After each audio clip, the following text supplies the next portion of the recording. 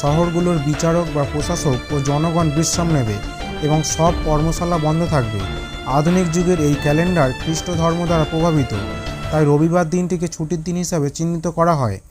ভারত ব্রিটেনের উপনিবেশ ছিল বলেই এদেশে চালু হয় রবিবারের ছুটি।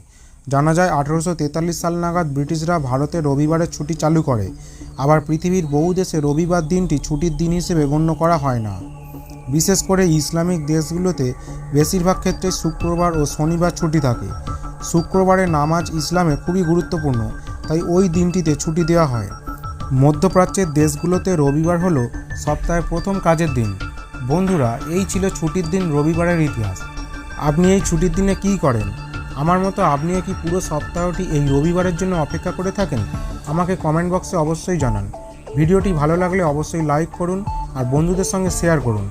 দেখা হবে পরের ভিডিওতে। ততদিন ভালো থাকবেন, সুস্থ থাকবেন।